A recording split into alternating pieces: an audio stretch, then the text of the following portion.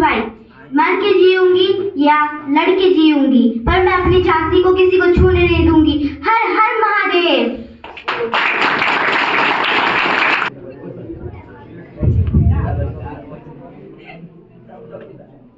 चमक उठा संसावन में,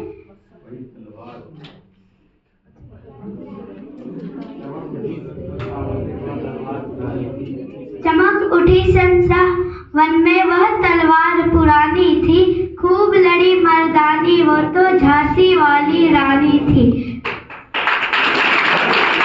1947 तक बहुत सारे आंदोलन हुए, उसमें बहुत सारे भगत सिंह, चंद्रशेखर आजाद, जवाहरलाल नेहरू, सुभाष चंद्र बोस, महात्मा गांधी आदि बहुत सारे ऐसे स्वतंत्रता संग्रामी जो है अपने सर्वस्व का अर्पण कर दिया और हमें अंग्रेजों से आजादी दिलाई।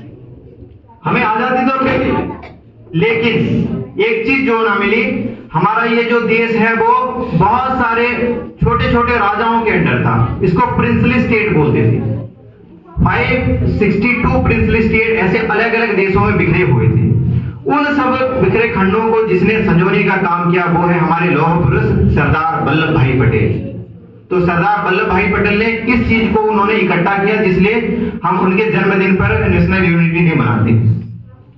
हमारा देश तो बन गया, लेकिन जैसे एक हार्डवेयर को चलाने के लिए एक सॉफ्टवेयर की जरूरत पड़ती है, एक यंत्रांश को चलाने के लिए एक तंत्रांश की आवश्यकता पड़ती है, ऐसे इस भूखंड को चलाने के लिए एक तंत्र की आवश्यकता पड़ी, जिसको हम गणतंत्र बोलते हैं।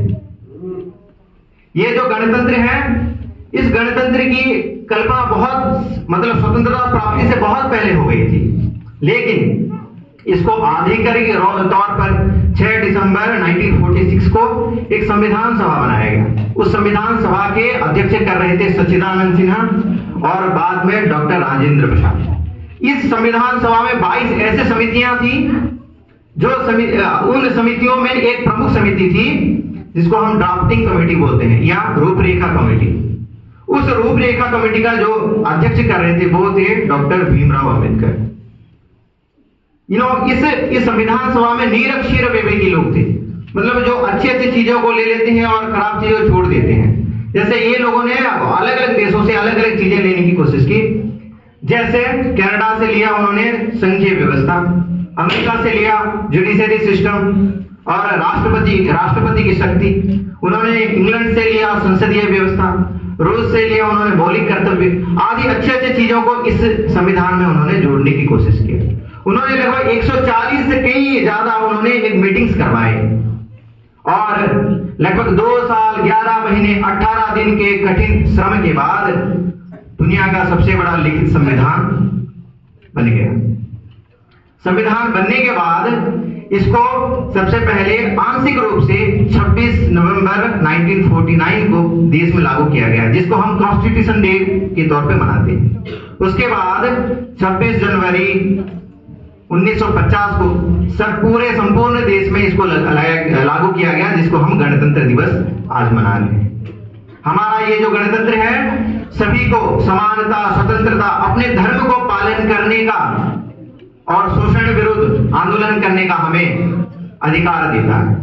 हमारा देश धर्मों में बटा हुआ है, संप्रदायों में बटा हुआ है, जाति में बटा हुआ है, अलग अलग मत हैं, अलग अलग संस्कृति वाले लोग हैं और यहाँ तक कि अलग अलग रूप रंग वाले लोग हैं। लेकिन ये जो संविधान हमारी, ये जो गणतंत्र हमारी, वो क्या करती है, इन सबको एक सूत्र में बांध के रखती है। भिन्नत्वे सति एकत्वम करती है। हम लोग अलग अलग होके भी हम लोग एक हैं। हमारे संविधान के बदौलत हमारा देश अभी विकसित देश की ओर जा रहा है। आज देखेंगे तो हमारा जो इकोनॉमी है वो 5th लार्जेस्ट इकोनॉमी है। हमारा जो डिफेंस सिस्टम है वो 4th लार्जेस्ट डिफेंस सिस्टम है। हमारा देश स्पेस में, साइंस टेक्नोलॉजी में, क्रीड़ा में, कला में, सभी क्षेत्र में अभी अपना कीर्तिनाम स्थापित कर रहा है।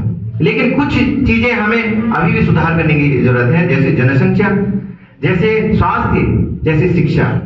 इन सबों को हमें देखना पड़ेगा। हमें देशभक्त बनने के लिए केवल सिपाही बनना नहीं पड़ेगा। हम जहां पर हैं, जिस जगह पे हैं, हम अगर हमारे कर्तव्य को ठीक से करते हैं तो हम भी एक सच्चे देशभक्त हैं।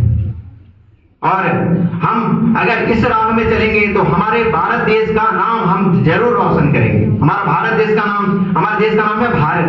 भा यानी होता है ज्ञान, मतलब इस ज्ञान में जो रत है, तल्लीन हो, डूबा हुआ हो, उसका नाम भारत है। हम लोग जरूर उसको सफल करेंगे। अंत में बस इतना बोलना चाहूंगा, कुछ तो बात है कि हस्ती मिटती नहीं हमारी, सदियों रहा है दुश्मन दौरे जवां हमारा, सारे जहां से अच्छा हिंदुस्तान हमारा, हम बुलबुले हैं इसकी, यह गुलिस्तान हमारा, यह गुलिस्तान हमारा। धन्यवाद।